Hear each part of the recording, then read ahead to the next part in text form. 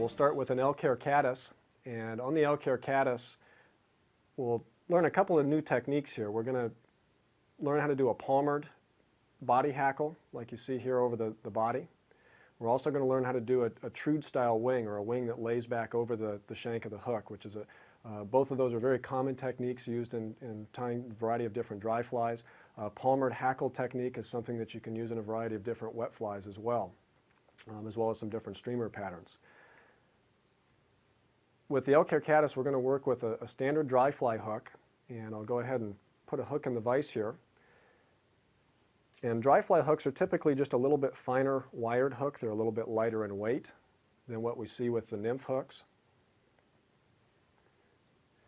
And in terms of our thread size, we haven't really discussed talking about threads much at this point. What I'm going to work with is this is a 7D denier ultra thread, or basically like a 6/0 size thread that you would see in some of the other thread manufacturers. Thread bulk and weight is a little bit more of a concern when we're doing dry flies. So we'll go to make sure that we are using a little bit lighter weight thread. With some of the nymphs like the hare's ear or maybe some larger stonefly nymphs, we're certainly going to work with a bigger diameter, something that we can tie bulkier materials down a little bit tighter, a little bit easier on the hook. Our proportion on this is going to change pretty drastically from what we've been doing with the nymphs. When I start my thread, I'm going to start up here about an eye's length back from the eye, because we're not really doing an abdomen and thorax division on this fly. We'll be just doing a singular body and wrapping the hackle and putting a rib over that. So I'll get my thread started. For our rib, we're going to work with some copper wire, and we'll work with a small or a fine diameter copper for that.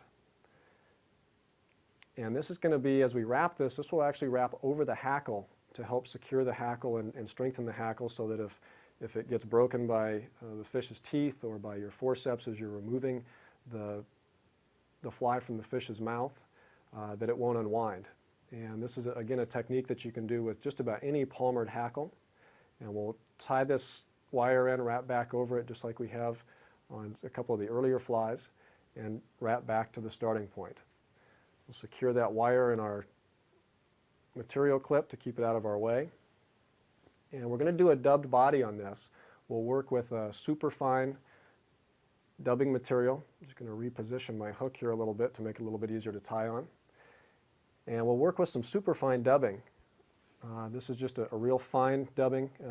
It's a synthetic dubbing that makes doing a tight dry fly body very easy. That little dubbing teaser that we worked with on the hare's ear nymph is a great way to come in and get this started out of a dubbing dispenser. You can get a hold of some of that dubbing and pull it out through the holes, and it'll hold onto that needle, and again also get that started so that you can pull a real fine amount of that out of there. And just as we did with the hare's ear nymph, we'll apply this in a real thin manner. And we want to get this a little bit tighter than what we did with the hare's ear. With dry flies, these guys generally don't have a real spiky, buggy body. So we want to tighten this down. And again, this would be a good place if you do need to use a little dubbing wax, if your fingers are a little dry or you're having difficulty getting it to stick on there, just a little bit of wax will help hold that into position. And again, we want to keep with a fairly short amount of dubbing on our thread so that it makes it a little bit easier, staying a little closer to the hook so we have more control of the material. And for the most part, caddis are they really don't have a real defined taper to their body. So we're going to dub more of just a smooth, even, level dubbed body on here that's about 2 to maybe 3 times the diameter of the hook wire. Select a little bit more dubbing here. And again, even with the synthetic dubbing, just like we were doing with the natural dubbing, we want to make sure that we are keeping the dubbing pulled apart and separated so that it, again, allows us to get a good tight twist and really get it to adhere to the thread a little bit better.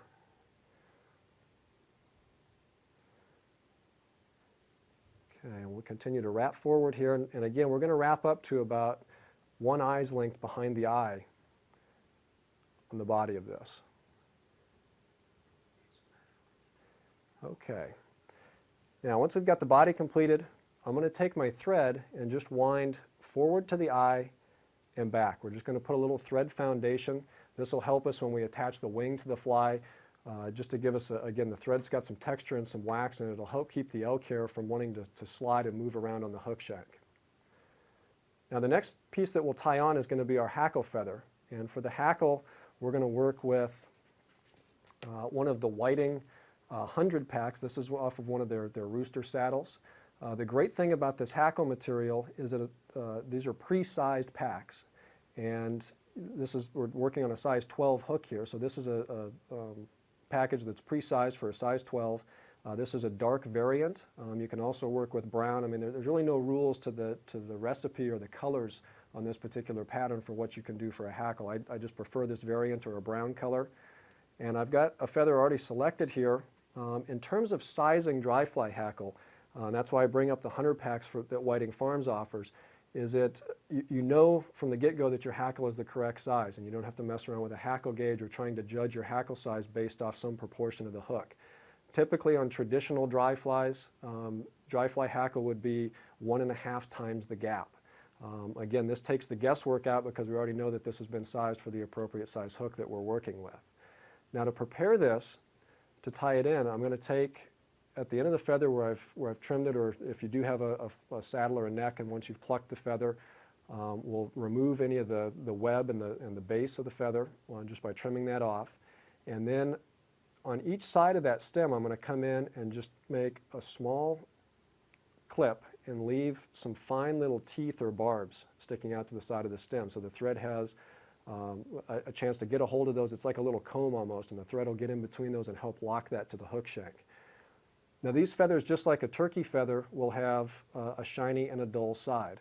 And basically in the package, when you're selecting the feather or as they lay on the skin of the bird, the shiny side is what's facing or exposed that you see. It's the face up side of the feather. The back side is considered the dull side. So when we tie this in, we want to tie the shiny side facing us, or the dull side, to the hook. And I'm just going to place that on my side of the hook, and I'm going to come in and hold it. The stem is fairly stiff, so if we keep it at a little bit of an angle rather than trying to lay it parallel with the hook, but angle it and come over just with a soft wrap of thread and then tighten, we can lock it in position at that one point. And I'll take 2 or 3 wraps of thread to lock that in there and really hold it. Another nice advantage of working with these dry fly saddle feathers is that they're a little bit longer than neck feathers, so you don't necessarily have to work with a hackle plier. You can just wrap these in your fingertips, and basically we're going to treat this as, to do a palmered hackle, we're going to treat this as a rib but going the opposite direction. So we'll wrap this back over the body and keep equal spacing between each wrap. And depending upon how much hackle for flotation, you can make those spaces a little bit closer or a little bit further apart to kind of get the desired effect that you're looking for. Now to tie this off and secure it, we're going to take our wire, and we'll come around and we'll take 1 full wrap of wire right at the back of the body to trap that stem and hold it there. We can let go of the hackle feather once we get that one turn, and then we're going to work forward. And as we do so, we're going to zigzag that wire back and forth so that we don't mat down or crush any of the hackle to the body of the fly. So we want to just weave it through there. And again, this is going to help strengthen that hackle feather. It's binding that stem down into the dubbing. You can also work just with even like monofilament tippet material works well if you're concerned about weight on these, if you're doing smaller sizes and the wire diameters are too big. Once we get to the front of the body, we'll go ahead, tie the material off, get 4 or 5 good tight wraps on there, and then we'll put some tension on the wire, rotate that and break it off. Then we can come back here, and where we've tied off the stem of the feather, just come in with our scissors and trim that off right up flush to the body. Now we're ready to set our wing. And for the wing on the Elk Hair Caddis, we're going to work with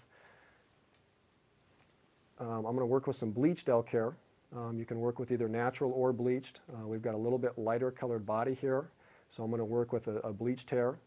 And I'm going to take a clump of hair when I first trim this off, that's going to be maybe 1/3 to a half of the diameter of a pencil would be in diameter when I compress it all together. We'll come in and trim that off with our scissors.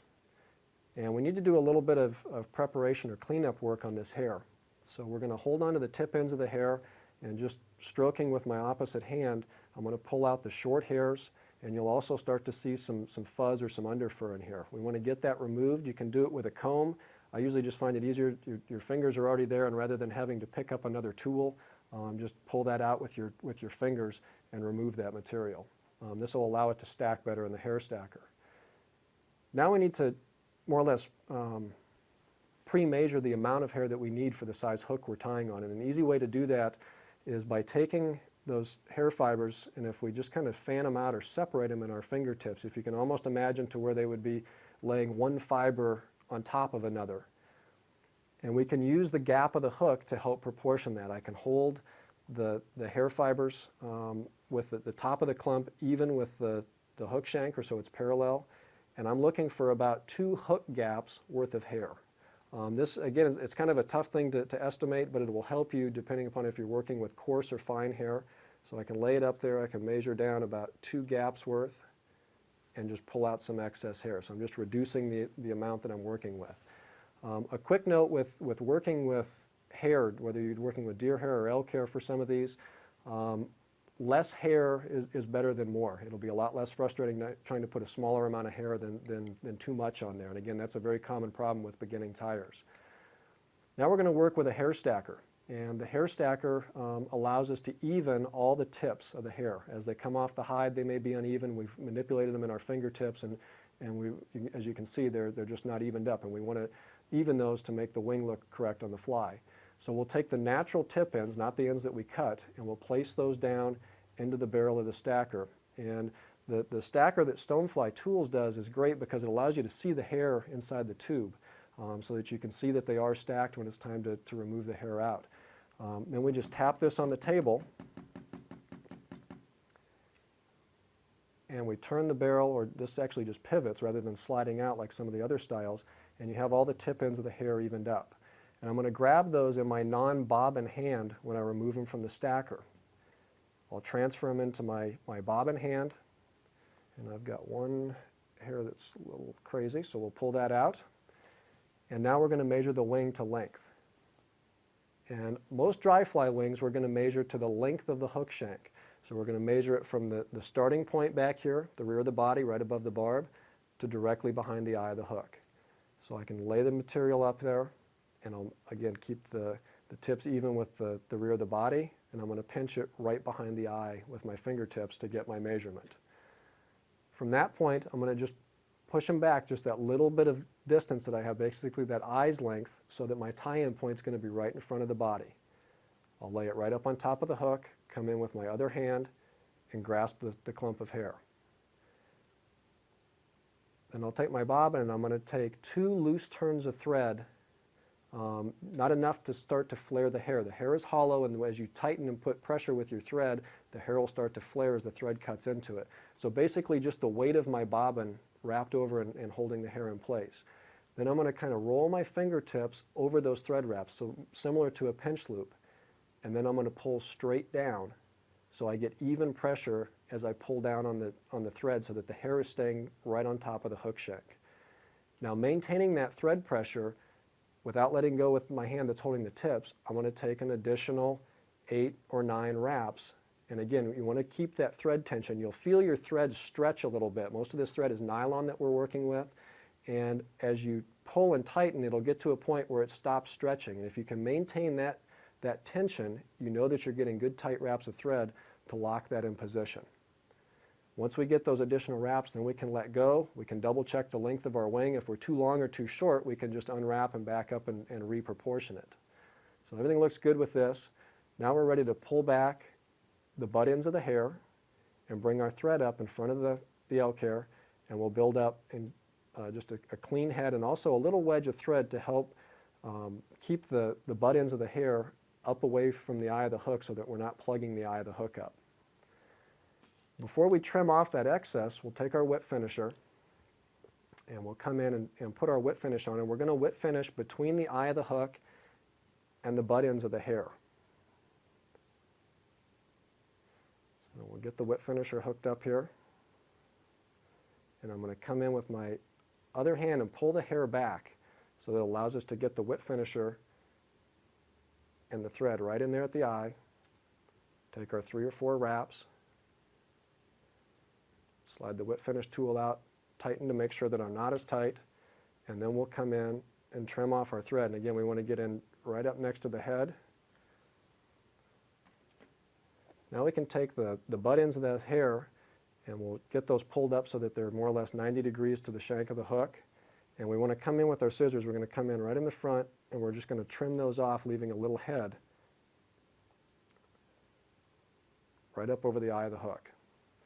And our final step will be to come in with our head cement and put a drop of head cement on there just to help secure the hair to the hook and also reinforce those thread wraps. So we'll take our dubbing needle or our bodkin and come in, and we're going to put that on those thread wraps right in behind where we made that cut on the wing.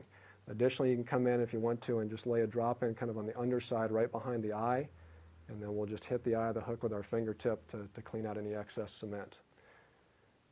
And that's a finished Elk Hair Caddis. This is, again, one of the most traditional dry flies that you'll find. It's a great pattern that's very productive on a lot of different pieces of water that you'll fish, both streams and still water applications.